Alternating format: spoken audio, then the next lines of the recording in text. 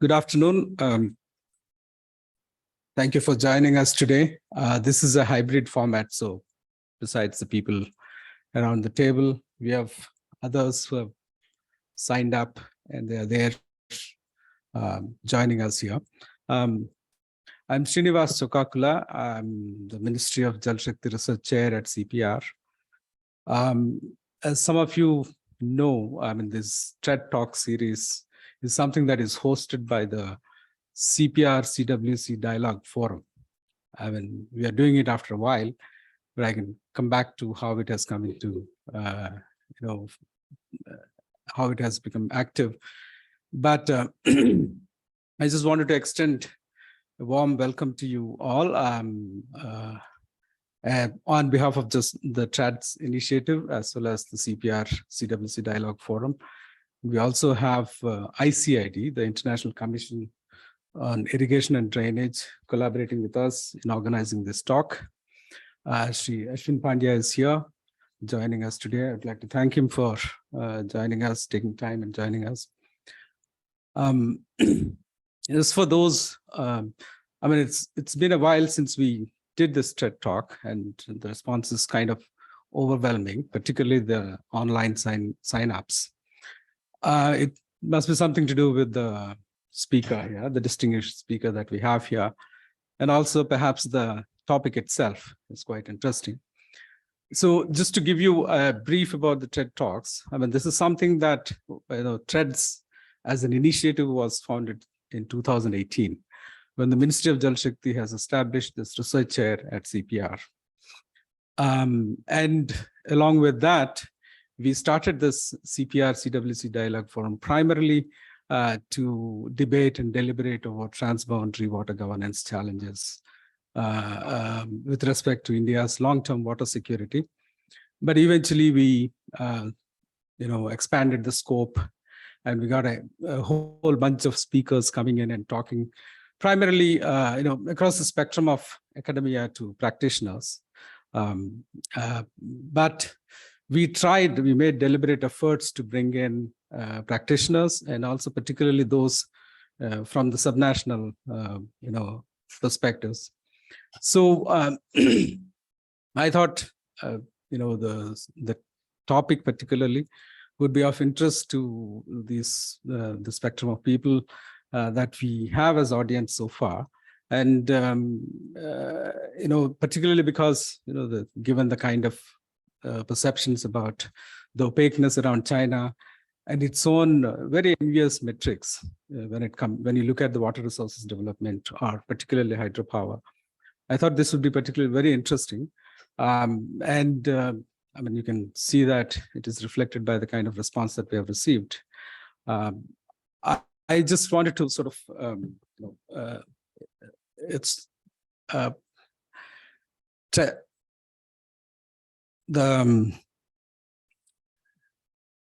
sorry about that. So I just, the TRADS initiative in general has been hosting this. I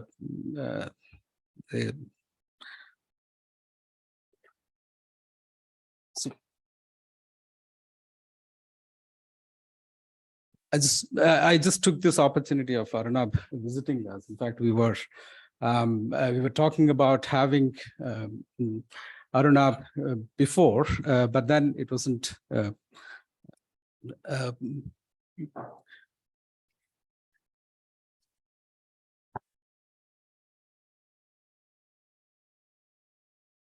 So I had got Arunabh to share his bio with me, and basically, given the fact that the kind of topic that we have, which is China and its hydropower development, I just thought that there can't be anybody else other than Arunabh who can speak with that kind of familiarity that Arunabh can speak to. And he has given me this bio that I'll just read out right now, and I'm sure he will agree with it. After having looked up his work, I felt that it is quite modest, but I would encourage you to look it up. So Arunabh Ghosh has got his BA from Haverford and then PhD from Columbia. He's an associate professor at the history department at Harvard University. He's a historian of modern China. His interests include social and economic history, history of science and statecraft, environmental history, and then transnational history. Ghosh is the author of Making It Count, Statistics and Statecraft in the Early People's Republic China, which was published by Princeton in 2020. He's now working on a history of small hydropower in People's Republic of China. Other ongoing projects include histories of China, India scientific networks and collaborative archival project on China-related materials within Nehru papers. So the plan is, before I hand it over, basically the plan, some notes about the logistics. We will start with Arnab's talk, and then we will give it about 40 to 50 minutes. And then I'll invite the co-organizer, Mr. Ashwin Pandya, to share his thoughts about it. And then perhaps then we can open up for the conversation. So other than that, I think we will have about 30 minutes for question and answer session. We also have these online viewers. So basically, we will collect these questions and then our team will forward, and then we will open up. We will address these questions as well. So Arnab. Great. Thank you so much, Srinivas, for that kind introduction, and also to Partho, I think the two of you for jointly conspiring to make this happen. I'm really happy to be here. I think this is the second talk I've delivered at CPR. The first one was maybe in 2015. So it's nice to be back after 8 years. What I'll be sharing today, and in a moment I'll share my screen also, but what I'll be sharing today is part of an ongoing project on the history of small hydropower in the People's Republic of China. And the larger project is tentatively titled The Significance of Small Things, Hydropower and Rural Energy in China. And the book, which I hope will emerge out of it, offers the first history of China's massive investment in small hydropower, which typically is defined as anything smaller than 500 kilowatts. And later in the talk, I'll give you a bit of a sense of that. So the book charts the history of China's massive investment in small hydropower from the 1950s to the 1980s, and then essentially contrasts this history with the perhaps more widely held impression of China as a place of big things. And of course, in the case of dams, the biggest of them all, the Three Gorges. So the book is anchored in questions of scale and development, environmental history, history of science, and traces how the nearly 90,000 small hydropower stations that the Chinese claim to have built by the late 1970s, how these altered rural electricity access, changed local ecologies, and affected the lives of an estimated 300 million people. And of course, by the 1980s, many of these achievements and developments also began to influence small hydropower activities globally. In places as diverse as Nepal, Burundi, the US as well. And that's sort of the part of the larger project that I'll be talking about today. So let me, before I proceed, go ahead and share my screen.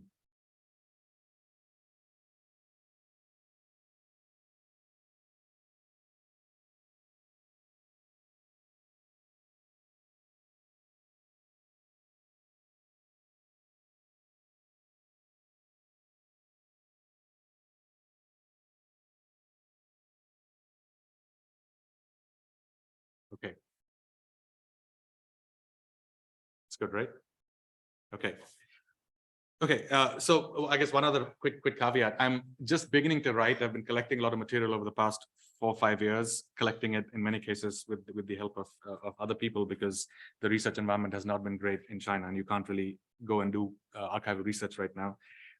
But I especially welcome this opportunity, given the audience is such one of people who do applied work, who are practitioners, including Master Pandya here. So I really look forward to the feedback, which I'm hoping will help me think more constructively and critically about the project. I am a historian, so I think primarily as a historian, which is why I'm particularly excited to get the feedback from this audience today. But what I want to do with the talk itself is I want to start by taking us back about 40 years to the Bolton Falls Dam in Vermont. And you can see an image of the Bolton Falls Dam here. This is from the 1950s, and you can see very clearly here both the dam, the reservoir behind the dam, the penstock leading into the power station itself. The dam itself is located on the Winooski River between the state capital of Montpellier, which is actually not marked on this map, and the state's largest city, Burlington, which you can see a little to the west of the Bolton Falls Dam. During the summer of 1983, two Chinese engineers, Shen Lunjiang and Jiang Huai, spent a few weeks studying the Bolton Falls Dam. Jiang was from the Water Resources and Hydropower Planning and Design Institute, and Shen was from the Small Hydropower Development and Design Institute. And here you can see images from newspaper stories of the time, sort of trying to capture Jiang and Shen's visit to the Bolton Falls Dam. So as newspaper reports at the time explained, Jiang and Shen were in Vermont at the invitation of Green Mountain Power. Today, Green Mountain Power is a subsidiary of a much larger Canadian company called Emergence, and is the largest electricity distributor in the state of Vermont, serving nearly 70% of the market, a little under 300,000 customers. And the Bolton Falls Dam is its largest hydropower station. I think it's rated at about 8.8 megawatts in capacity. But back in 1983, at the time of the visit of the two Chinese hydroelectric engineers, the station had lain dormant for nearly 60 years, having been abandoned after major flooding in 1927. Prior to inviting the Chinese engineers, Green Mountain Power had consulted two American firms about a possible renovation and resumption of electricity generation. But the estimates that these two American companies had provided of the order of $20 million, you can see this in the bottom right of the news story here, was deemed to be too steep by Green Mountain Power. And they sort of set that aside.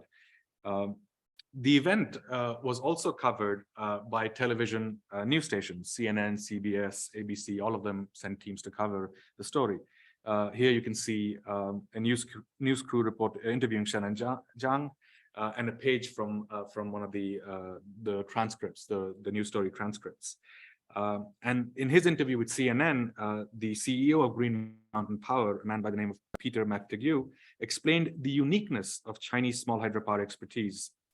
And this is the text that's highlighted on the slide in the bottom right, when he said, the experience and expertise in applying those techniques to those situations doesn't exist to anywhere near the same extent, or in Europe for that matter, as it does in China, merely because we and the Europeans and the rest of the Western world tended to move toward oil when it was cheap. The Chinese stayed with hydro, and in the years that they stayed with hydro and we were moving toward oil, they developed those techniques. We didn't. Now, at first glance, American reliance on Chinese technology and engineering expertise at this time, the early 1980s, runs counter to all expectation. In the standard narrative, since the late 19th century, the relationship had been very much the other way around. China had looked to the US as a source of technical expertise and developmental experience. Hundreds of American experts, including the hydraulic engineer John Savage, who famously drew up the earliest plans for the Three Gorges Dam in the 1940s, had visited China as consultants and teachers. Thousands of Chinese had traveled in the other direction to enroll in American universities and across the sciences and social sciences. Now, this pattern had temporarily been paused during the nearly three-decade rule of Mao Zedong from 1949 to 1976. But the pattern of mutual engagement had reemerged, as again, many of you probably know, in the late 1970s, following the reform and opening up under Deng Xiaoping. So the visit of the Chinese engineers that I've just described in very brief breaks from this pattern that we know. Because unlike most of their countrymen who were sent abroad on study tours by their home institutions in China, these engineers were actually in Vermont at the invitation of an American company. And the news reporter for ABC put the reversal in local perspective. And this is the text at the very bottom of the slide in bold that you can see, where he said, it seems Eastern civilization has gained much of its industrial and technological knowledge from the West. Now, Green Mountain Power has asked for consulting help from two hydroelectric engineers from China to aid in the redevelopment of the Bolton Falls hydroelectric project. Today, the Chinese engineers toured the unused early 1900 dam with Alexander Zeng, president of the California-based Oriental Engineering and Supply Company. Now, and here you can see the two Chinese engineers with Alexander Zeng, the man in the middle. So this company that he led, Oriental Engineering and Supply Company, which I'll come back to later, was actually instrumental in bringing Chinese small hydropower technology to the US in the 1980s. I want to use the story of Chinese hydropower consultants at the Bolton Falls Dam as an entry point in some ways to an exploration of Chinese small hydropower activities across the globe during this decade, and indeed into the 1990s also. So it's sort of as a way to sort of focus our minds on how strange this might have appeared even to people who were experiencing it at the time. My plan for the talk itself is the following. I'm going to give you a little bit of a sense of how I have tried to reconstruct how the world, in a way, discovered what the Chinese have been doing with small hydropower. And much of this discovery took place around 1979 itself. And then from there, I'll move onwards to give you, in a very sort of capsule sense, what the story of small hydropower in China is. This is partly what I've been trying to reconstruct, and which is in other parts of the book project. And then I'll give you a sense of what the global engagements that emerged in the 1980s centered on small hydropower, looking at different kinds of activities, from research centers to conferences to a range of projects that began to emerge in different parts of the world.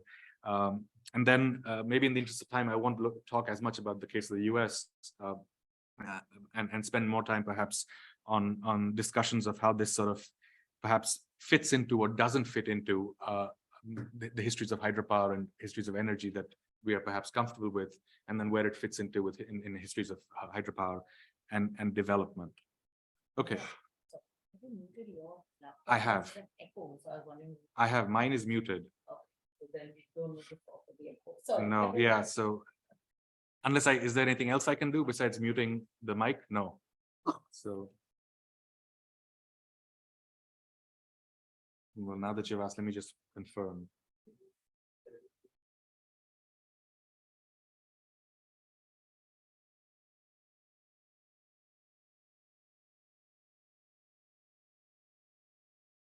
Okay, I don't see it, so maybe I'll.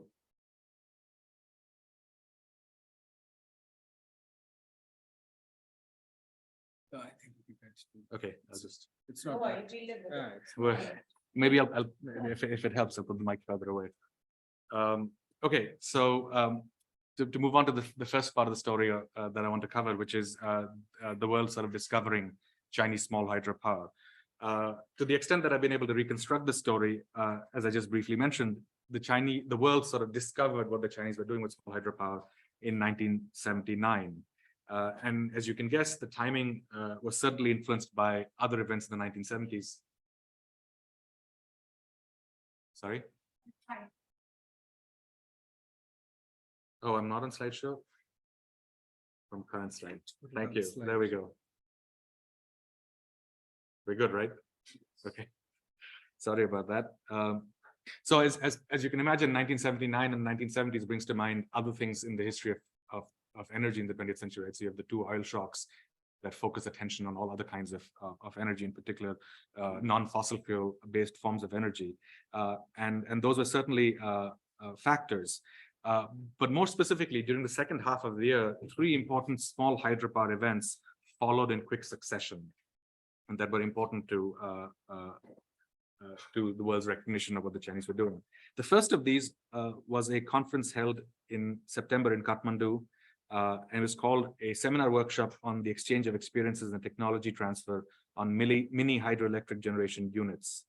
The conference was organized by, as you can see on the right-hand side, I won't read all of them, a variety of UN organizations, including the Regional Center for Technology, for Transfer of Technology, which is actually an India-based organization set up, I think, in Bangalore in the 70s and then moved to Delhi in the 90s. And the ethos of this conference is very much in keeping with the 1970s UN focus on practical technologies.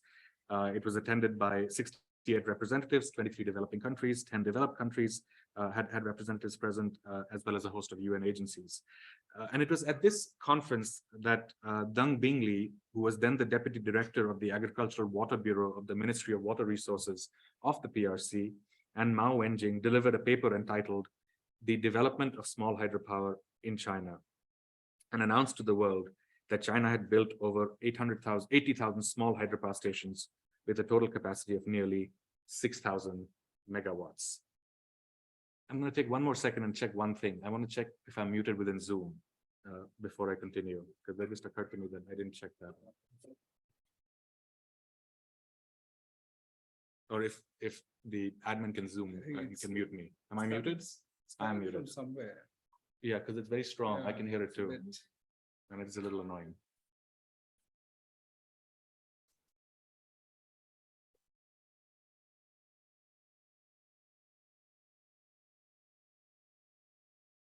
Sorry, this never quite happened before.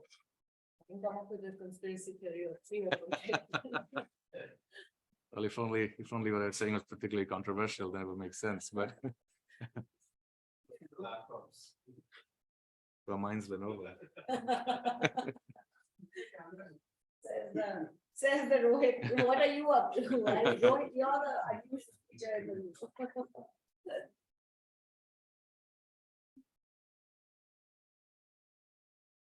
Sorry, because apparently on Zoom, there's no echo. Oh, so people online are perfectly fine. So it's in the room. I mean, if we have to, yes, we will live with it. Yeah. So It's one of these TVs friends. Oh, did they? what he wants to see people for.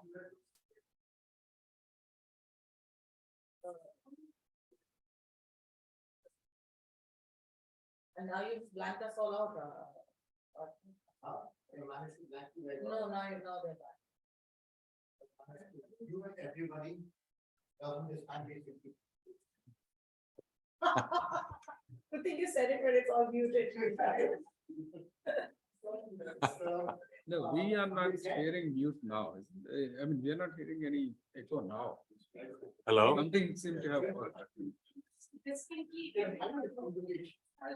Is it a You know, it's the same. Yeah. I think we just switch it off and switch it on again and it's now the echo's gone. Yeah. okay? That's So what I we was can proceed. Okay. You can use this. We can just, it's fine, yeah. Okay. But now it's mute, we need to unmute. It's unmuted, okay, great, go ahead. Okay. So I'll proceed, which means I need to. It's the mystery beyond mystery. I have even bigger conspiracy Well- planned in my mind. So, okay, let me yeah, well, as we deliberate conspiracies, let me proceed. So it was at this conference that for the first time, some representatives from China basically made the announcement that China had built 80,000 small hydropower stations with a total capacity of 6,000 megawatts over the preceding decades. So this is sort of the first instance in some ways of a larger community recognizing this fact. And the conference itself ended with what is known as the Kathmandu Declaration, which was a proposal by the representatives of Nepal, the PRC, Colombia, Norway, Sweden, and Tanzania that called for the exchange of information, knowledge, and experience, not only between developed and developing countries, but also among the developing countries themselves. Because such activities would accelerate the electrification of rural areas by means of small-scale power production, including micro and mini hydro generation within the framework of rural development plans. And this is a quote from the Kathmandu report itself, as you can see. So what I would love to hear if people remember this or knew about it when it happened. I have found very little mention. I've spoken to people in Nepal about it, and they had no memory of it either. But the people who are at Kathmandu and subsequently in the small hydropower community, at least, it seems to have been an important moment in organizing global activities. But yeah, if anyone's heard about the Kathmandu meeting or the declaration, please do let me know afterwards. But the second major event of 1979 followed close on the heels of the Kathmandu conference itself. And this was a conference held in October, early October in DC, Washington, DC, and organized by the US Army Corps of Engineers. And it was simply called Water Power 1979. And its purpose was the exchange of information among, again, public, private, and international sectors who are all in some way or the other working in hydropower. Now, the attendance in this case was actually much more US-centric. Very large attendance, over 1,200 people, but mostly from the federal, state, local government, and then a variety of private enterprises and so on. On the technical side, what's interesting is that there were 23 technical sessions, 89 papers presented, topics that ranged from social, economic, and environmental concerns to innovation, facility design, international assistance, and so on. There was one paper, however, in which the first page of which you can see shared on this slide, that actually talked about what was going on in China. So it was a bit of an outlier, but it was also registered some degree of surprise. And this paper actually was also authored or co-authored with someone I've already mentioned who was present at the Kathmandu conference, Dan Bing Li, along with Alexander Zheng, who actually I've also mentioned, and then two other people, Mao Wenshan and Tu Zhaoxiang. And the paper itself was titled "The Role of Small Hydroelectric Power Generation in the Energy Mix Development for the People's Republic of China." So these were the first two important events of 1979. The third one, and I think perhaps the most important as far as global recognition of Chinese small hydropower technology goes, took place in Montreal, a few hundred miles north of DC, where in December of 1979, about 400 delegates from 90 countries gathered to, quote, evaluate the variety of energy sources from which production is obtained today, or which are at various stages of research and development. And the conference itself, again, you can see from the slide, was organized by a range of institutions, including UNITAR, the UN Institute for Training and Research, but also private and sort of public-private organizations like Petro-Canada and so on. I hope I didn't lose a page. I didn't. Okay. And this was perhaps the one that was most directly driven by the oil shocks of 1979, of the Iranian Revolution itself. The conference itself was, sweeping in its scope, and within it, hydropower sort of occupied a slightly peculiar status. You had 120 technical presentations, 45 types of renewable and non-renewable energy sources were discussed. And hydropower, as I said, was peculiar because it was discussed as at once an old, in other words, mature technology, but also that the people present at the conference said was in long-term decline. This was partly because the discussion there was dominated by people from Norway, Sweden, and the US. Now, these are historically the countries that have either invested the most heavily in hydropower, the US being the example of that, or countries that in the late 70s and early 80s, and to some extent even today, rely almost exclusively on hydropower for their energy needs. So the Scandinavian countries, Sweden and Norway, for instance, are like this. And from their perspective, they sort of observed that there had been a saturation of large and small dams in the world, but there was potential for both big dams, saturation of large and small dams in the developed world, but with potential for big dams in the developing world, and also perhaps some potential for small dams. And of course, it was the place of China that drew particular attention within this larger sort of discourse, dominated as it was by Norwegian, Swedish, and American experts. Because China bucked the neat dichotomy that I've just described between saturation and decline in the West and untapped potential in the rest. And here again, I've pulled two quotes that you can see on the left and right of the slide that sort of capture the kind of surprise that the representatives at the conference expressed with regard to what the Chinese were doing. Toby Gilsig, who was the director of the Projets de Centrales Hydro-Quebec, the quote on the left said, "China represents a remarkable example of accelerating development. Her developed resources of 12,000 megawatts are comprised largely of local units of up to 500 kilowatts, and she is presently considering the development of 45,000 megawatts distributed among 5 projects. This is an extraordinary example of a developing country considering a heavy investment in hydroelectric generation as being a key element in its industrialization." And then in his own remarks, Edward Weilage, who was the president of the International Society for Geothermal Engineering, noted, again, very appreciatively, that reports indicate that China has reversed the trend, that is the global trend in the decline of small hydro, by installing over 80,000 small hydro units during the last 3 years, 60% of them less than 500 kilowatts.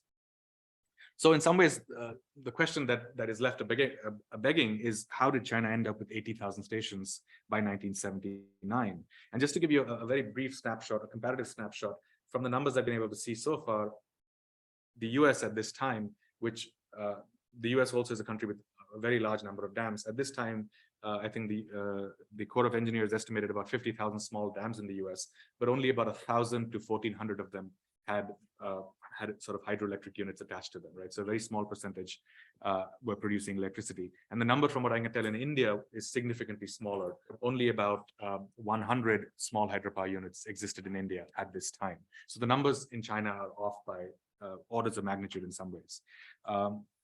Of course, before I even get into a brief story of how did the Chinese build 80,000, or how did we even make sense of the claim of 80,000, perhaps a quick word about what is small hydro and what is its relationship to hydropower more generally. Again, maybe this is a slide that doesn't need belaboring, but it's just to give you a quick sense of what are the key components of hydropower, right? You have a dam that gets built that creates a reservoir. You have potential energy that's stored primarily because you can access water from a height. That water is channeled through a penstock to a turbine that then is connected to a generator, which produces electricity. The transformer then converts it to a suitable voltage, and then it's transmitted to wherever you need it to go. And for the TREDS community, I think you're dealing typically in larger dams, right? So we're talking about not just a few megawatts, hundreds of megawatts, thousands of megawatts as the typical case. And of course, in the Chinese case, we know that the world's largest dam is the Three Gorges Dam, rated at 22,500 megawatts. Small hydro is not different in its basics from what I've just described. Where the key difference comes in is just in terms of the capacity generation that emerges. This itself has been a bit of a moving target. I have given you a sense here in the slide of what the definition was in China through the 1950s to the 1980s. And you can see in the 1950s, the definition was anything smaller than 500 kilowatts would be classified as small. As their ability to produce slightly more complex hydropower stations sort of expanded, you see the definition also expanding over time. Today, it's 25 megawatts or smaller that constitutes small hydro from a planning and policy perspective. And this maps on relatively well to what the international sort of metrics are. This is just a truncated table at the bottom. It's a much longer table with various other countries too, but this gives you a sense of where the Chinese classification fits in with regard to other ones. And of course, in the present, you don't just have small as an independent category. That itself has been deconstructed, and you have micro, mini, and small as well. And through much of the period that I've been studying from the 50s to the 1980s, you essentially see three types of small hydropower projects across China. The first type relied on a dam to create a head of water. This is the image on the top, and electricity production could then take place at the top or the bottom, depending on how you had the dam designed, the dam and the station designed. A second kind relied on the run of the river, which is the bottom left, and this could be located along a canal, an irrigation channel, or a ditch. And then finally, you had typically some kind of combination of the first two, where you had a dam and a head of water and some kind of run of the river characteristics also. So if you look at sort of the broad sweep, the broad history from 1949 onwards in terms of how did this sort of focus on small hydropower emerge, then one can sort of summarize the story in the following ways. Right after 1949, following the establishment of the PRC, the primary goal was increasing irrigation for arable land. It wasn't power generation per se. And the guiding principle here was what was called the slogan of the three mains. So you had storage of water, smallness of scale, and the requirement that the masses participate.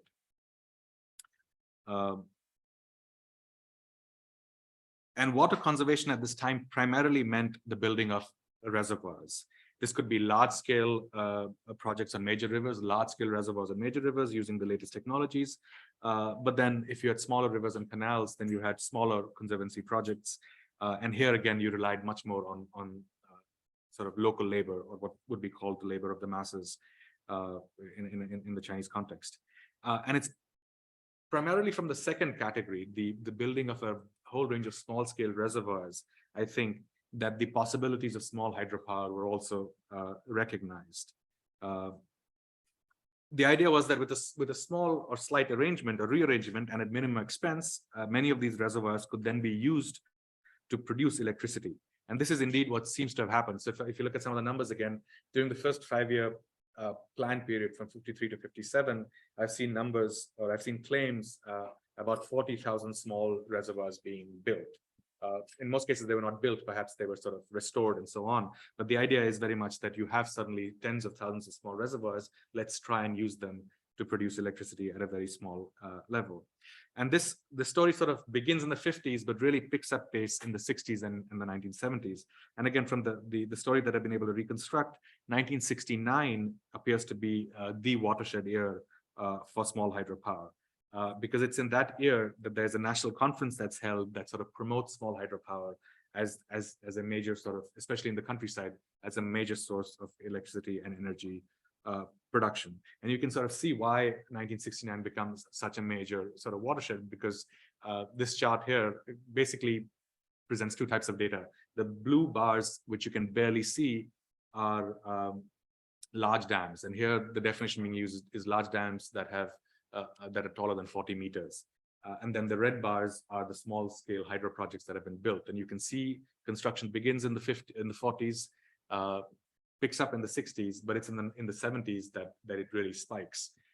And by the late 70s, the claim is that there are 90,000 small scale projects. So about 70,000 small scale hydropower stations are constructed in the decade of the 1970s alone. And the story is striking in terms of the numbers themselves. It's also striking in terms of if you look at the capacity added, by megawatts. And here the data I have is slightly different. They've broken it down into large, medium, and small projects. But again, what's striking is that in the decade of the 70s and into the 1980s, small hydropower is contribute in terms of total capacity, at least comprises a very significant proportion of the overall hydropower capacity of the People's Republic of China. Normalized in percentage terms, you can see it really peaks in the 70s when 43% of overall hydro capacity in China comes from small hydropower. So that's in very, very brief terms the background to what took so many people by surprise in 1979. How did the Chinese suddenly claim that they had 90,000 small hydropower stations? I want to turn now to the various ways in which Chinese small hydropower experience was disseminated after 1979 and look at sort of the emergence of new kinds of small hydropower networks. And I'll tell the story in three parts. I'll talk first about the founding of what was known as the Hangzhou Center in the city of Hangzhou, close to Shanghai. Then I'll look very briefly at global small hydropower conferences that emerged in the 1980s.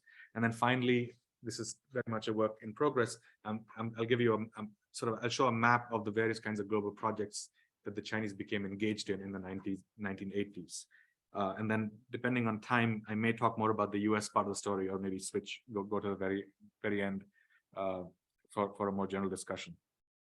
So the Kathmandu conference of 1979, the one with the Kathmandu Declaration, was actually followed by a series of increasingly ambitious conferences. The first of these was called the Second Seminar Workshop and Study Tour in the Development and Application of Technology for Mini Hydropower Generation. Again, a classic sort of UN mouthful. It met first in Hangzhou in October to early November of 1980, and then the action sort of shifted to Manila immediately after that for about a week. And it was during this conference, again, from what I can tell, that the spirit of the Kathmandu Declaration, the spirit of channeling all sort of the energy and the experience was directed towards recommending the establishment of a dedicated center for the cultivation of small hydropower technology.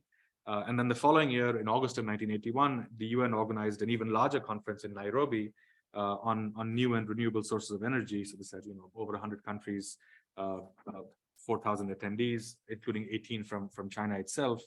And this conference in some ways provided a greater degree of ratification. I'll skip these slides for now. A great degree of ratification for the Kathmandu Declaration. And that same year, then the government of the People's Republic of China, with the cooperation and financial support of the UNDP and a range of other UN organizations, set up in the city of Hangzhou, in Zhejiang, the Hangzhou Regional Center for Small Hydropower. And the center's aim, again, this is the quote on the slide that you can see, was to promote regional and international cooperation, including the adaptation and development of small hydropower technologies, with the ultimate objective of encouraging the transfer of technology and application of SHP for rural electrification and industrialization. And the photo here is also, as you can see, is of the first training session that the Hangzhou Center held with the delegates from a range of countries. Active by 1983, the center organized 14 workshops. In its first 6 years, the center organized 14 workshops that were attended by 164 participants from 26 countries. And this is sort of gives you a sense of where those participants came from.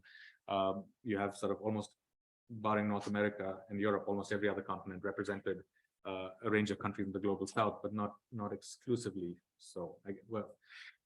And the center is still very much active. I've been trying to get access to them. As of 2012, they claimed to have conducted 63 training workshops and trained over 1,300 individuals. So this is one major kind of activity that emerged in the 1980s.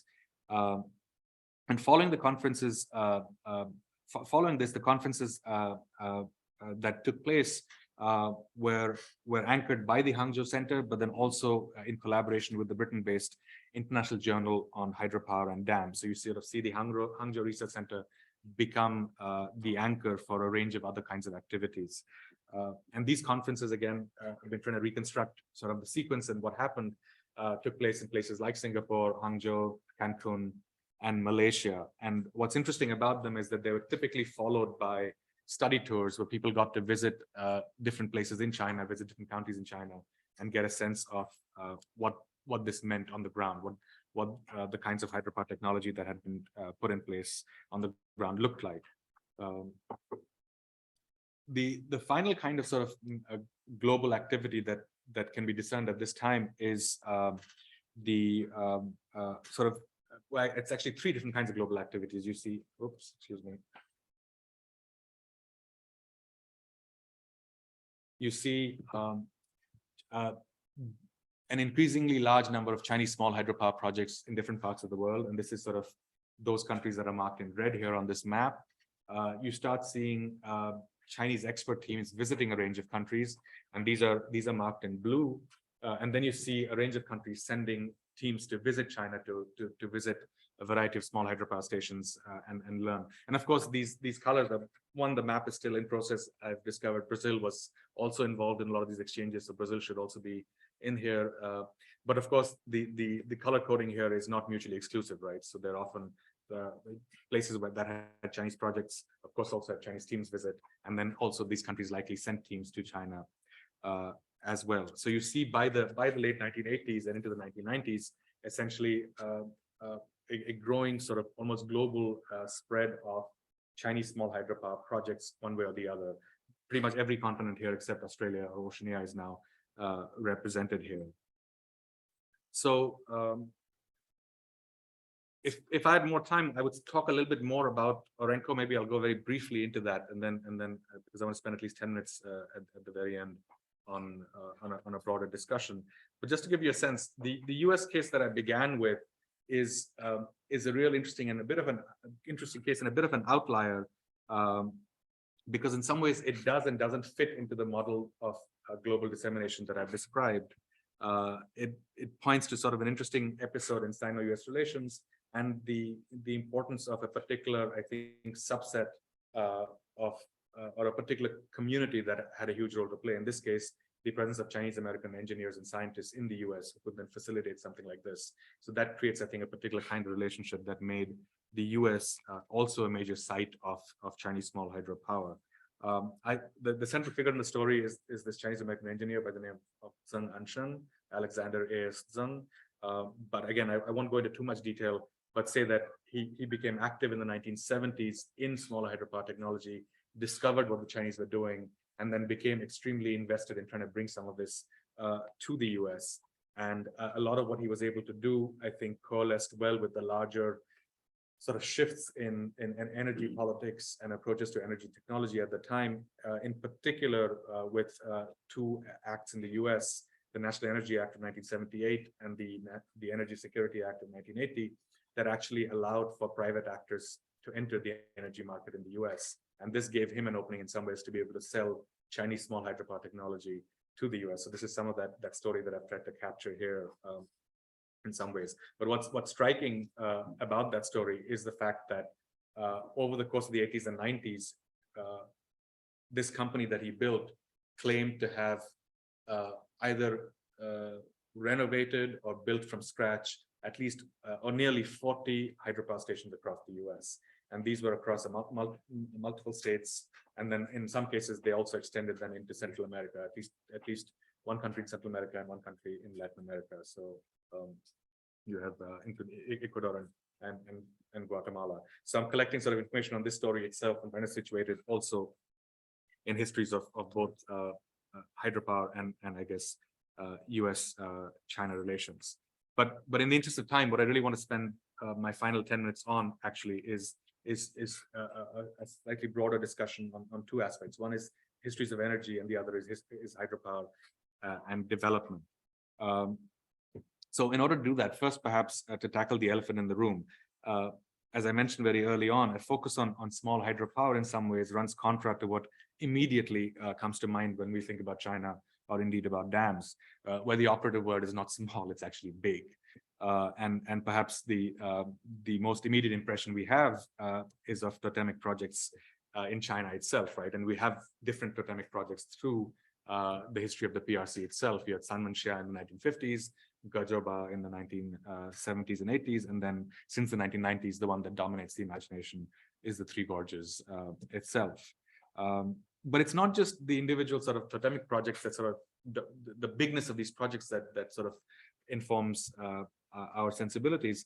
Since the 1990s, China has actually become the leading state as far as large hydropower development is concerned, and you can see this in a variety of different ways. This is one data set that basically looks at the number of dams higher than 30 meters in the world, and here you can see again how far the Chinese outpace other countries in the world. If you look at another data set from the International Commission on Large Dams, the numbers are even more striking, right? So you see now China basically claims nearly 41% of the world's large dams, and here the definition is taller than 15 meters. So in some ways, the story of small hydropower that I very briefly mapped out today doesn't fit this narrative or this sort of impression that we have. Interestingly, it doesn't also fit easily into the scholarly narratives that we have. And in some ways, it falls through the cracks of two large fields of scholarly inquiry. In the first instance, the case of hydropower in China remains an outlier in 20th century histories of energy and economics. And although there exist excellent global surveys of the history of energy and power and monographs on the expansion of, say, hydroelectricity in the US and even elsewhere, the locus of scholarship on Asia, and in particular East Asia, has tended to cluster around what Elizabeth Chatterjee, the environmental historian, recently labeled fossil developmentalism. And the focus as a result has been on steam power, on oil, coal, at the expense of electricity per se. And recent works in the China field sort of follow this broader pattern.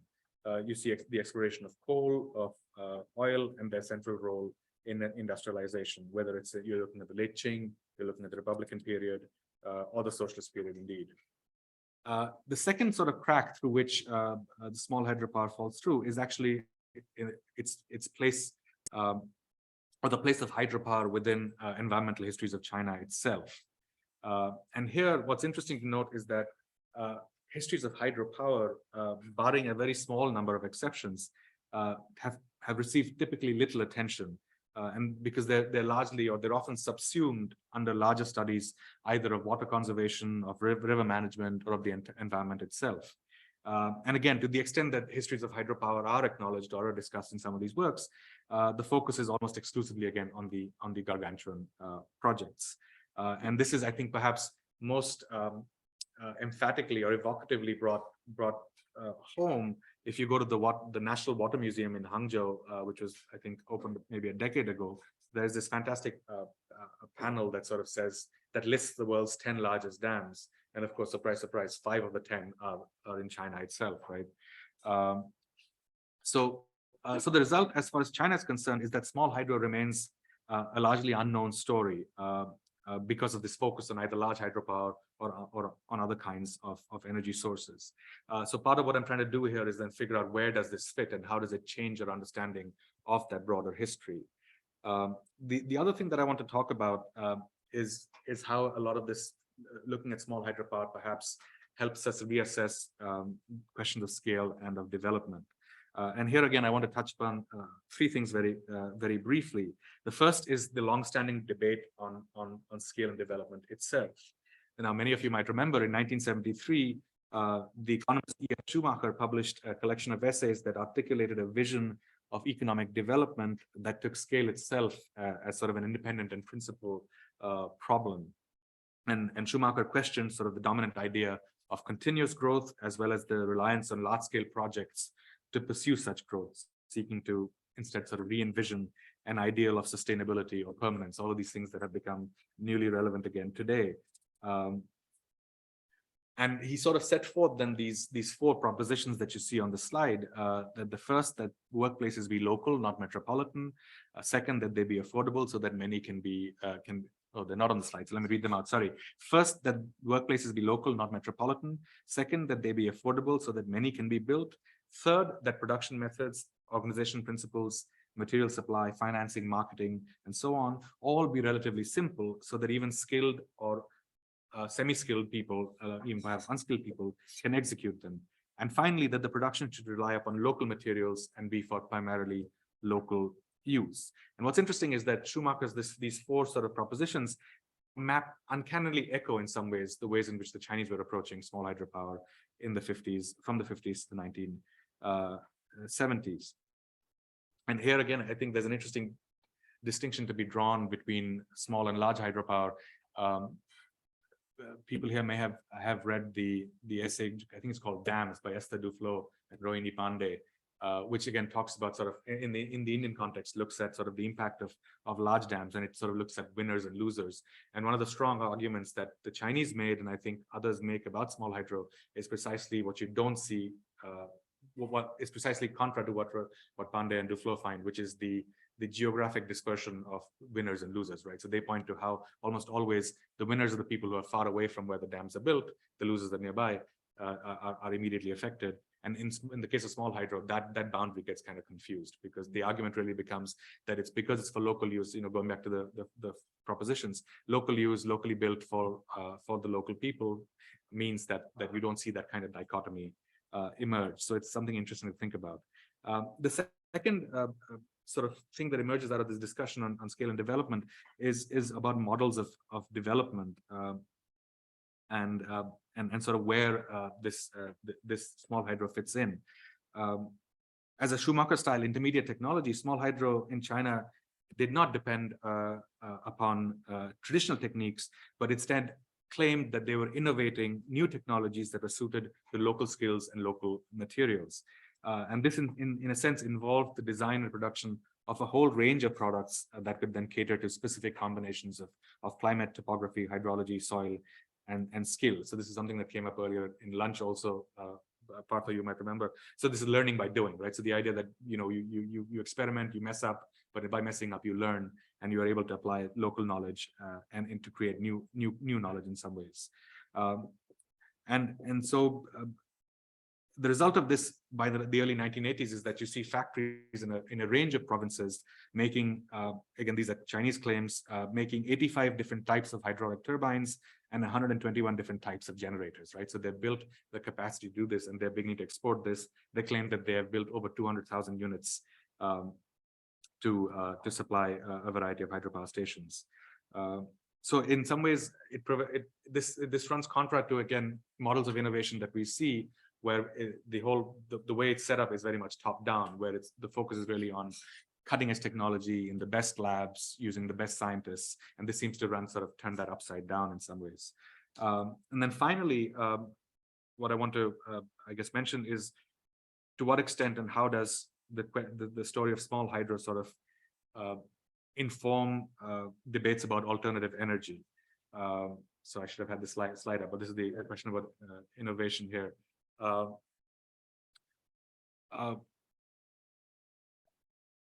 What you see on the top of the slide here is the verdict on big hydropower that emerged in the late 1990s and early 2000s through the World Commission on Dams, which is sort of fairly, I know Srinivas doesn't agree, but it's fairly categorical in terms of where it places large dams, or where it says large dams should be should be situated in the energy mix of countries.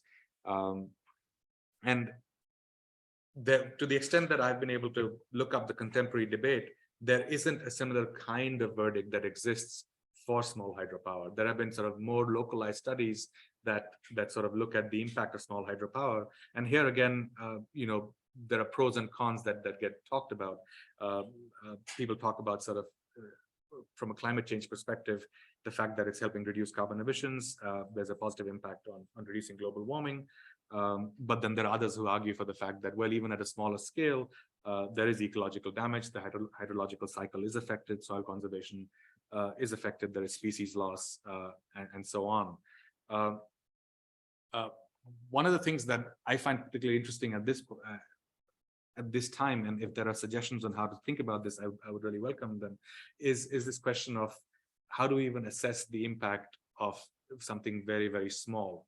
How do you sort of delimit or draw boundaries around what you are assessing the impact of? In other words, should this be, so with a large dam, it's relatively easy because the scale of the project is such that you're able to think about and design an environmental impact assessment. But how do you do that for these kinds of very micro hydroelectric generation sort of units? Do you do it at the individual level, or do you do it at some degree or at some level of aggregation? Because what you do see over time emerging is not so much that there are these individual stations, but that they get connected in local grids, and then eventually provincial grids, and then at some point they might even be connected to national grids. So there is a sense in which smaller river valleys and so on might have a whole sequence of small hydropower stations and not just one. And at what point then do you see, is there a tipping point, I guess, in some ways, where the impact of a collection of small hydropower stations actually might overwhelm the impact of one individual very large station? And this presents particularly interesting, I think, problems in terms of collective action.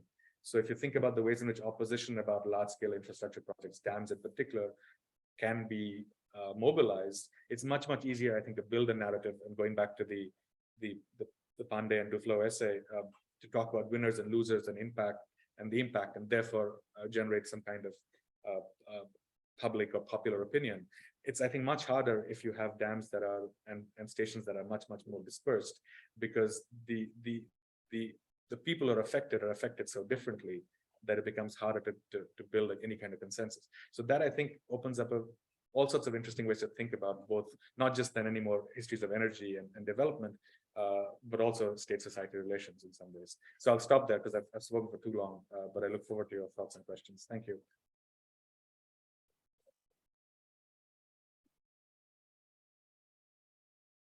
Well, thank you, Arnab.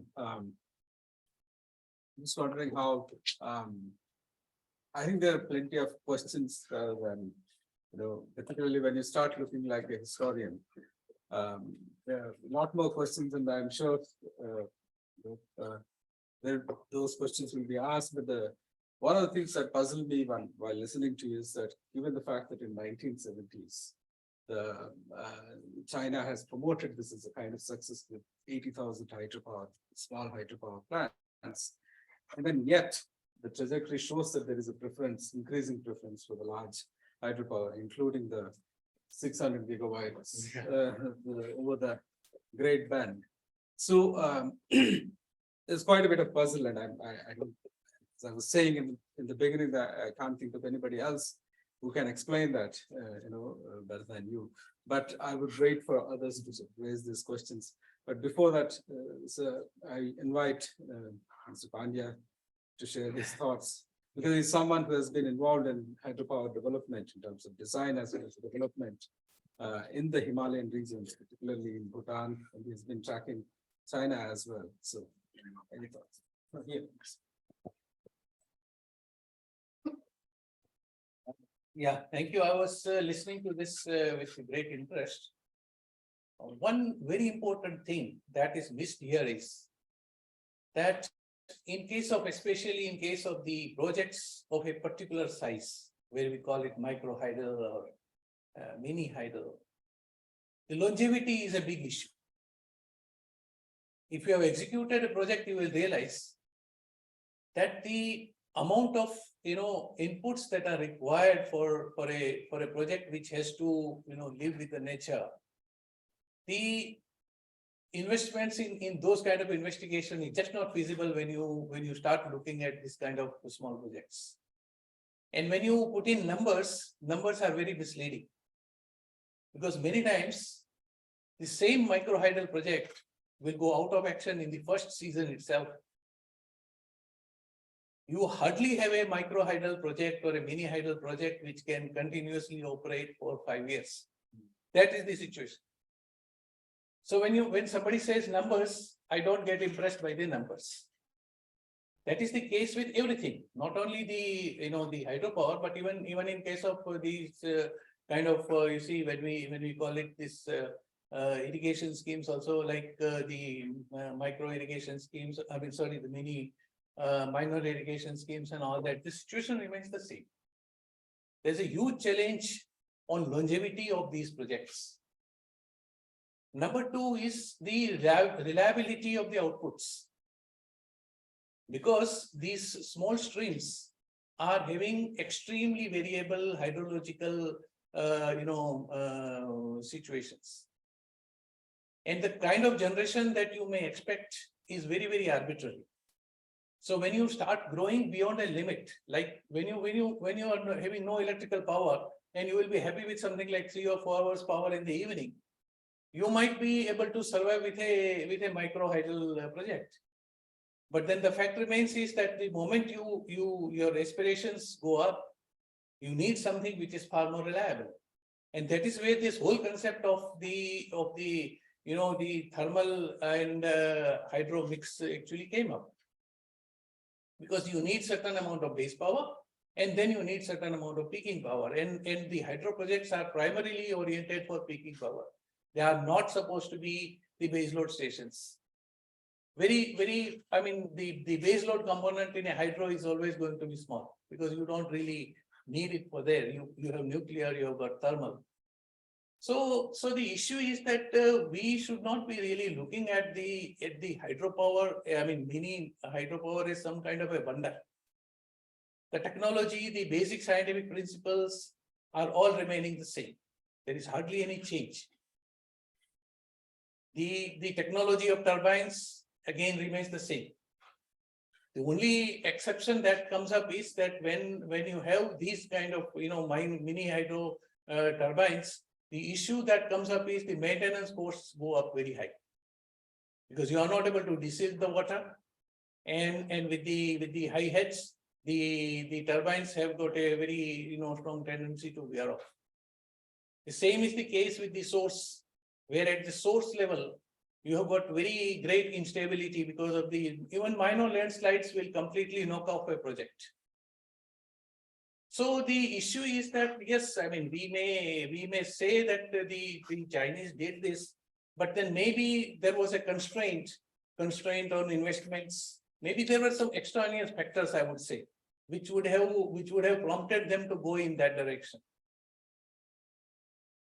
So like when I look at the journey of India also, like we had this kind of mini hydro projects all the way from 18th century.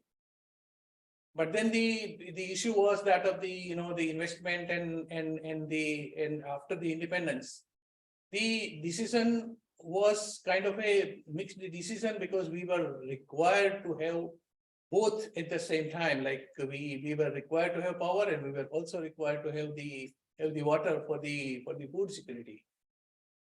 So the multi-purpose projects was this optimal solution which provided you with the both.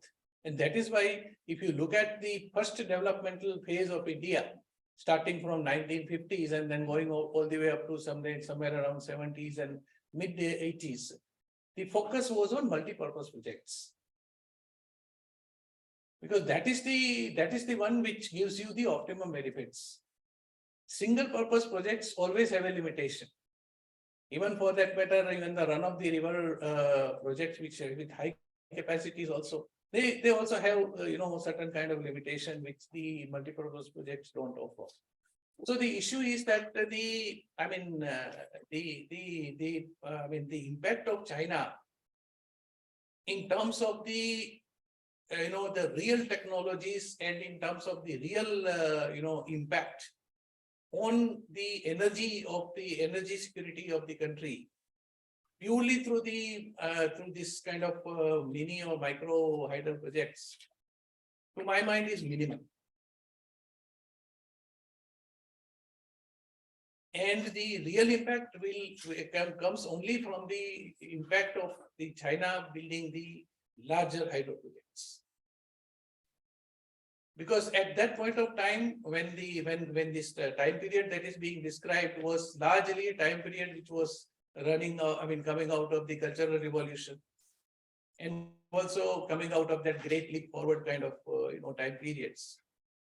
And during those time periods, there was a lot of insularity. So the kind of technologies that were required which was already kind of mastered by the Europeans and by the Americans in the hydropower were probably not available to the local engineers. But the fact remains is that even today also, the solutions that are being used by Chinese are no different than what is being used by Americans or by the Europeans. So they haven't actually given any kind of, at least from the technology side and from the economic side, I haven't seen anything new that has really come out of this particular kind of numbers. That's my impression. Maybe there will be some few things which may be different. Thank you. Thank you, sir. I'm sure Arnav will have something to say about the longevity of these small hydropower projects.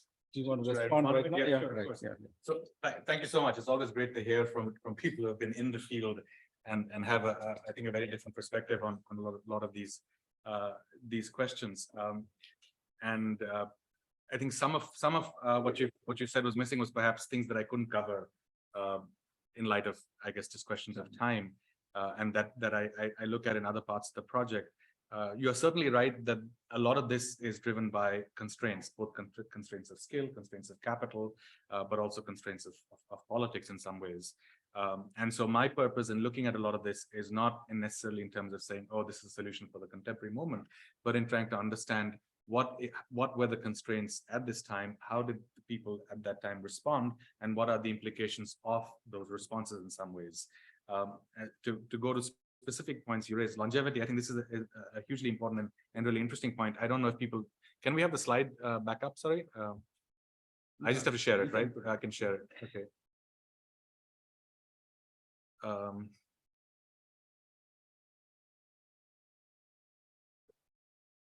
On this slide, I don't know if people notice, there's actually a fall in the 1980s. And this in some ways is part of what the story is of, in the 80s, a major attempt at essentially retrenchment, looking at, well, what is the status, how much have we built? And partly, as you mentioned, the excesses of the Cultural Revolution meant that many were built very poorly. So you see a retrenchment and an attempt to get rid of those stations and those sort of dams that were poorly constructed. In some cases, put 2 or 3 stations and put 2 or 3 projects together and sort of consolidate, in other words, with longevity in mind and with efficiency in mind and so on. So you see some kind of internal correction that took place in the 1980s itself. And that correction continued into the present. So now China claims to have still about 45,000 of these small hydropower stations. So this question of whether they have had minimal impact or not, I think needs to be deconstructed in some ways, because the impact, and again, I apologize in the interest of time, I skipped this, but the vast majority of provinces and counties where small hydropower has been transformative are in this sort of belt or arc from the east through the south into the southwest. And this, again, if you know the topography of China, this is where it's much hillier, more mountainous.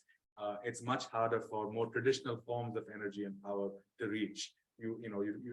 Whether it's thinking of power lines or even just basic roads. So here, having local power sources can be transformative, and this is indeed the story that emerges at this time. So as the data here shows, 2,300 counties overall. In 770 counties, they claimed small hydropower was the main source of electricity generation by the late 1970s. And of those 770 counties, 60% of them were in this arc that that you see on the map of China here, right? So there is, I think, a regional story to this. There is also a question of, development for whom and with what goal in mind. And here again, I think the question of, sorry. Data for what? This is data from 1981, I think, right? So That explains.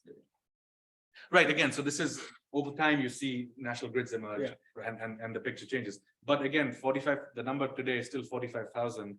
And I can't off the top of my head now remember what the energy generation numbers are, but it's still small hydro from Chinese data is still a sizable proportion of overall hydro generation. So it's not that it's completely disappeared and it's overwhelmed by large hydro.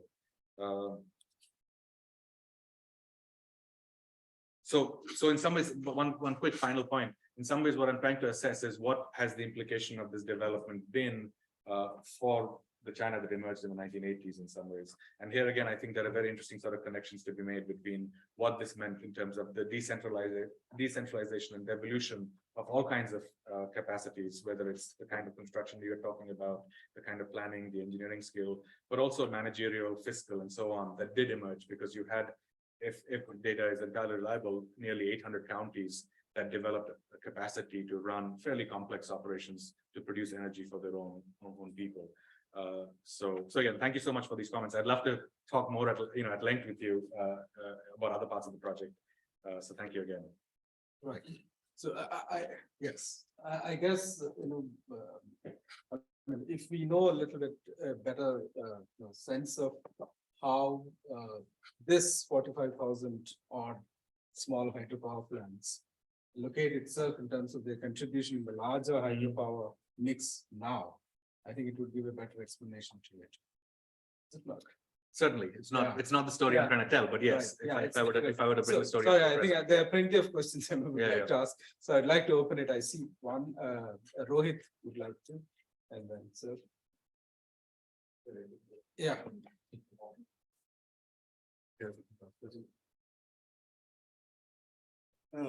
Thank you, Ravna. That was fascinating. I know this is using a bit of a kind of more presentist lens on a historical talk, but I was wondering if what happened to these engineers from these small hydro provincial areas, right? Because I mean, Mr. Pandya has obviously worked for WAPCOS, and kind of there's lots of these state-owned enterprises that emerged who started making large hydro, exporting it to other parts of the world and everything.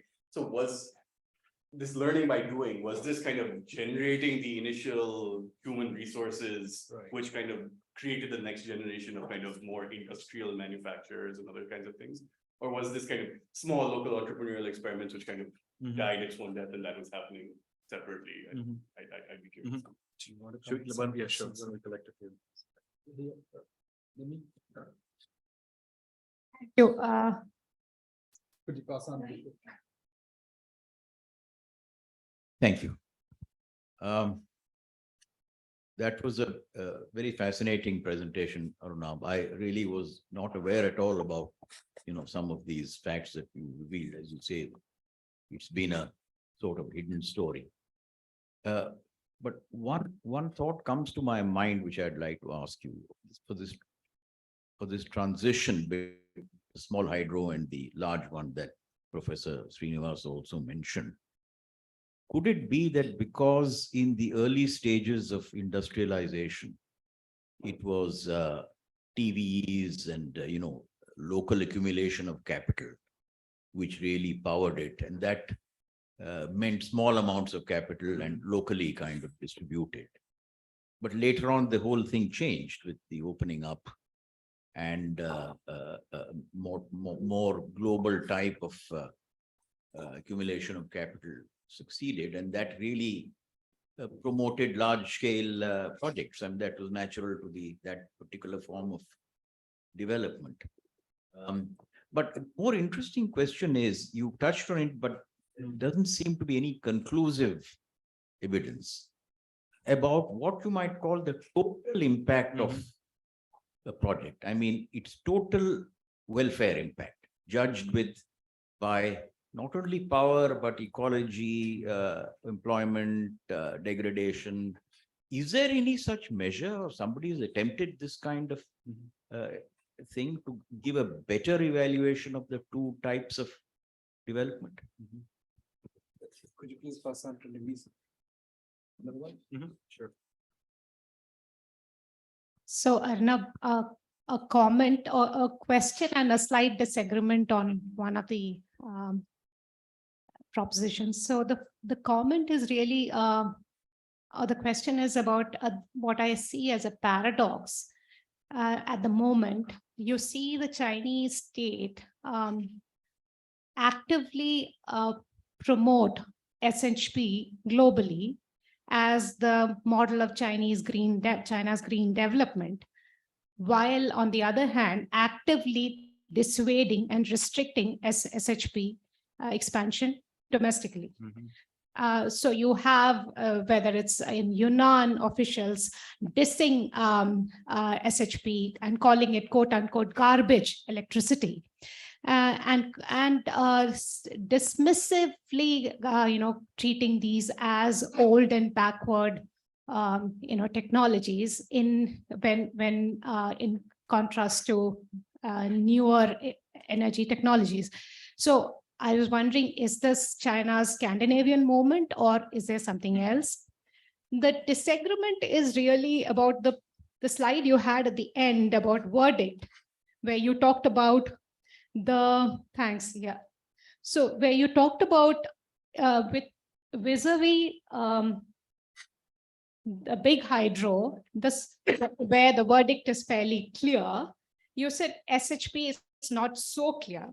So I wanted to push back on that and ask you, you can correct us correct me if I'm wrong, whether one looks at, and this really is the counterpoint to the feel-good narrative on SHP globally, whether you look at the Balkans or the Nordic Arctic or closer home to the Western Ghats, you see this very sustained and rising graph of protest against SHPs. Kerala, for instance, 7 megawatt, SHP, and it stands on its head all the premises that you mentioned about local life, local energy at local this thing. So some of that is. So I was thinking, the reason the disagreement is that I thought there's a very rich literature on contentious politics on SHPs.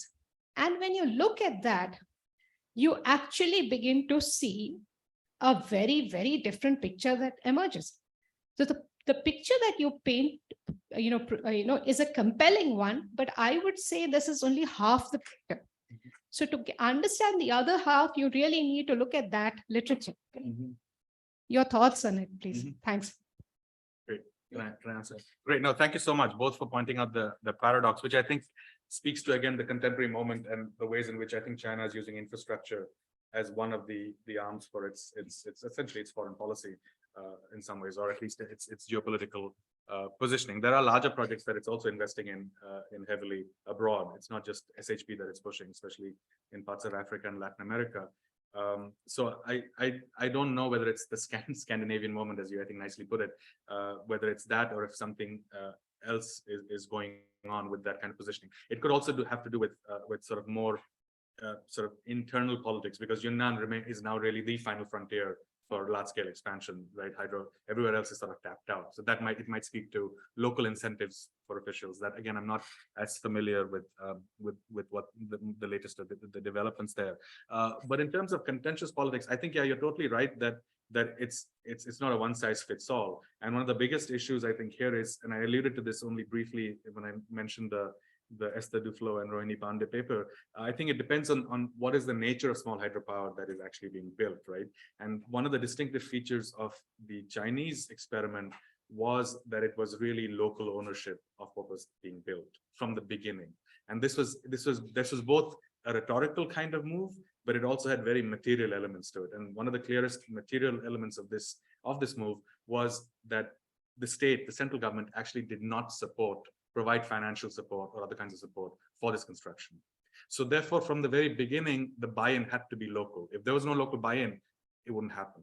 So I think that qualitatively is a distinction. And to the extent, so again, as a historian, I'm always wary of saying this is a model for the future, but to the extent that there is something that is interesting that can be sort of, yeah, yeah.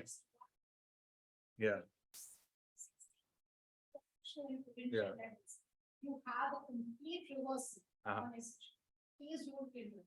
I will, again, but the story I'm trying to tell is not of a contemporary moment, right? So I'm happy to, right. So, but I absolutely not. Thank you for bringing it up. Yeah. So I look at it, but it's shifting what I'm trying to explain, I guess, in some ways, right? So that because the reversal that's happening today has a whole range of different drivers. It goes back to, I guess, what the comments earlier alluded to, right?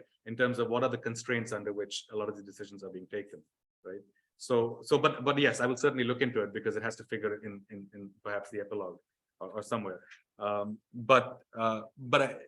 Just one very brief sort of final point on this. There's also to speak to your point about contentious politics. There's also very interesting examples from actually the Alps in Europe, right? And these kinds of attempts. But again, it's often, my sense is it's often private capital from outside coming in that creates a huge lot of problem, or interest from outside that are coming in that then generate these. And this story is explicitly not that in some ways. Sorry, and then I had a question of Ravi. If I go back, yeah. So this question of total impact, you're absolutely right. I think I have seen a bunch of articles that try and do essentially case studies in different parts of the world that look at small regions and look at the net impact of it might be a few hundred small hydropower stations that are in this region and what the impact has been. And predictably, those typically point to a very mixed kind of, there are benefits here, there are all kinds of problems. And there are other ways, there are measurement issues always that come in, right? At what time frame are you looking at? Do you look at a 10-year, 15-year, 20-year period? Questions of longevity that were brought up earlier become also part of this. So that's where I said I haven't seen kind of a conclusive assessment that has been offered up to this point. And in some ways, perhaps that kind of assessment, the way the World Commission on Dams produced its assessment, might actually not be possible, just given the dispersed and sort of just a very large number of small hydropower stations that do exist around the world. So that then becomes a real challenge. How do you then move forward from that perspective?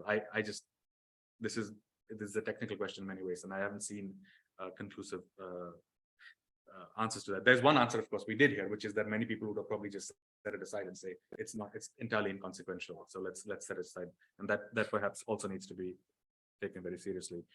Very quickly on your point about TVEs and sort of investment. So the TVEs are a 1980s phenomenon, right? So they as I would perhaps like to be able to demonstrate that they were able to take advantage of precisely the fact that in the 60s and 70s, many counties had built up the resources to build, operate, maintain small hydropower stations as sources for other kinds of then manufacturing to follow in the 80s. So I see that experience as a source for the TVE takeoff, and then the large capital comes in much later, I think, perhaps in the 90s and so on. So to that extent, the TVEs are, I think, part of the story.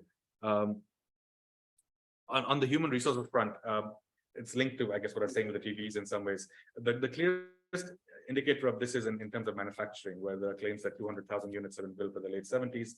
And with the US China story that I've been trying to follow, I have actually now, you can see the promotional material, the correspondence from various companies that is talking about the different kinds of things that they're building. So that gives a sense of that there is a significant kind of capacity that is emerging.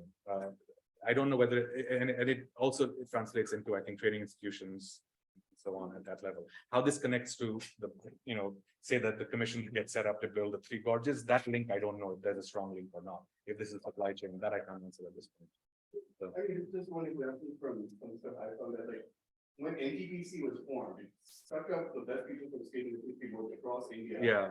People and I was just wondering, like, something like, I can't answer that right now. That's an interesting thing to think about. Yeah, thanks. Right. Yes. I thought we would have, we would have another round of questions from here, and then the last round from the online questions, but this is the second round. Partha?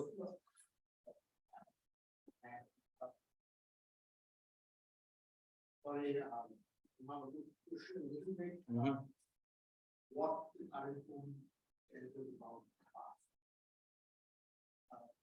And I think both are there.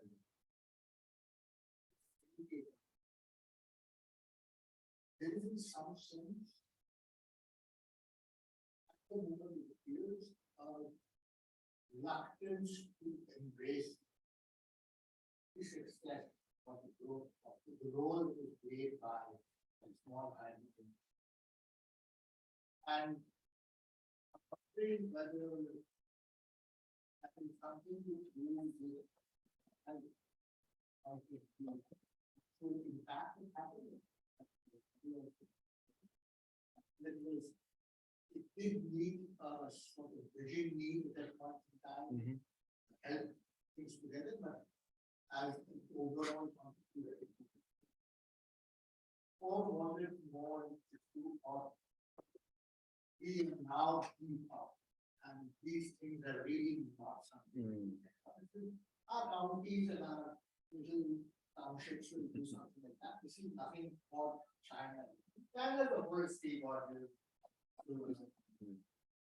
Which they shift to the way the nation presents. And therefore, this is a big. If you were forced to make a choice between these two, and this is why today is, how do you read this? That's interesting. Just one more question. So, Sure.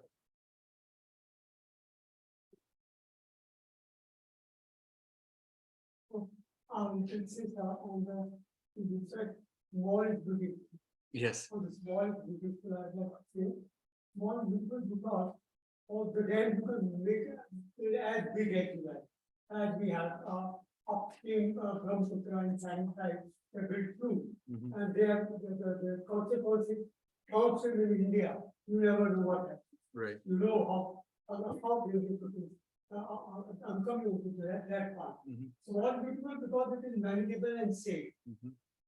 Safety guarantee, there is no safety guarantee whatsoever because climate change is excluded.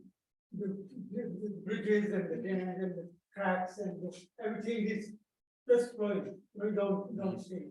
If it happens, the larger dam will cause a disaster. So if it happens in the small, it won't be that deadly as the large one. So the small is beautiful. That's how I get it. Why small is beautiful? Because there is no safety guarantee whatsoever. In fact, I would, sorry to interrupt you, but what you are saying is not scientific. The problem is that the resilience that is built in, when you build a larger project, is far larger than the resilience that you can build in a small enterprise. Because the economics hurts you. Your output is not commensurate with the kind of investments that you are required to make. For example, you are making this kind of a statement. The fact remains is that in spite of all these changes and all that, we have got dams which are performing their function for more than 100 years. So it's not that the larger ones are built for unsafe kind of conditions. The safety is always built into the design philosophy. The kind of the safety that is built into the design philosophy is completely different when you do a small work. When you have to erect a jugi, you can't work for the maximum critical earthquake. But then when you have to create a multi-story building, then you will go and put that resources. You should have put those resources in that unengineered structure of brick also, because that also is supposed to survive during the earthquake, but you can't. So the issue is not small is beautiful. Small is not always beautiful. Economics point of view. Forget about people's point of view. This money is going there. Today, I make a small one, waste my money after 5 years, and I make a project, maybe invest more, but then run it for, let's say, 200 years, which is different, which is more efficient, use of my monetary and technical resources. That just is, it's a, no, So do that's why I that. would say that. Whose money, whose money, that's whose money is it? No, sir. The question, who's Sir. living downstream? No, but, No, but the question of the this debate, downstream is going to be more assured if I have done enough amount of diligence on that work. Rather than somebody where somebody will come and say that, okay, go and stay here. I don't know what is going to happen when a 6.5 magnitude earthquake comes. But then it's a very cheap and very beautiful. no, but the question right now is that this is not the debate Yeah. between small and large dams. And at least one thing is for sure. The debate between small versus large dams is not yet resolved. So it's still open, but shall we take another well, question and or then should- respond to Pastor? Should I respond? Yeah. Huh? Oh, Okay, it's, I think came online or. there's one that is about. So this is about, there are several countries that have dams getting decommissioned. Mhm. Would you have any thoughts about it? And how China is looking about? And a short answer is no, that's a huge and a big question and a different question that I haven't, I mean, we have the expert here to speak to that, I feel. But I think that speaks to the life, the life cycle of, in many senses, concrete more than anything else, I guess, and the ways and the designs of dams. But they are being decommissioned. This is a huge issue in the US where I currently live, as again, people who follow the news know about all kinds of problems now, especially in California, but in other parts of the US also. So I don't know to what extent in small hydropower that's being built today, what the lifetime that is being sort of planned and designed for is. So that's a different question. But if I can come back to Partho's provocation. So I think there's two different things here. One is, of course, what the Chinese are doing and what does it mean? And then the other is what happened in the past and how is it interesting for the present, right? I think we need to be clear about separating the two. In the first instance, I would agree with you that for the Chinese narratives about their own past and about their present and their future, dismissing many of the things that were done in this period, especially the Mao era, but even perhaps in the early 80s, is necessary to be able to project a very different kind of image of China. So that fits within, I think, and this applies to not just hydropower, it applies to a whole range of, I think, activities, technologies, and approaches to development approaches to, I mean, you can think of pretty much anything, I think, that this applies to. So that extent, yes, I think it certainly fits. But the more interesting question, I think, is that this was something that was experimented, which remains a significant feature of the overall hydroelectric sort of the reality of the present, and what does it offer them going forward? That I think, and that is a question in some ways de-linked from what the Chinese are doing or not doing per se. And I would like to think of them as sort of separate questions. But if I may come in, just quickly, is it, you could perhaps respond to this question if you put it like this, is that the increasing preference for the larger dams, is it in any way an outcome of the learning by doing kind of experience that both Rohit and Partho were talking about in the afternoon? Is it some kind of realization of the kind of flaws that Mr. Pandya has raised? Can you talk to that kind of argument? I'm uncomfortable with that because it provides a very sort of nice and simple narrative, right? And I don't think there is the evidence at this point that we have really bears that out in any way. And the other thing I think to bear in mind is that it's never been an either or kind of situation throughout, right? So I again, in the interest of time, was very, very brief about this, but when you look at sort of the kinds of hydropower activities that were being pursued in the 50s and 60s, both things are being pursued. There is an investment in large scale hydropower construction also, as much as there is in small hydro. So it speaks to, again, sort of a whole range of sort of strategies being pursued. In some ways, it echoes sort of the other paradox that's very much a feature of China's energy politics today, right? On the one hand, it is the leader in solar and wind, but it's also the leader in coal, like coal-fired power plants, right? So how do you, and I don't think it's to be able to say it's one or the other. It's like, how do we understand what this means in terms of the various kinds of internal politics that are going on. So It may be some gestation period, because the small has a very less gestation period in a year or two with the project any commission. In case of larger project, it takes number of years because investigation itself has to be very detailed. And the detailed investigation may take a year or 2 years, something like that. And then construction also. It may be because of the mix of small and large. The large projects will take long time, a small will because there's a very short time.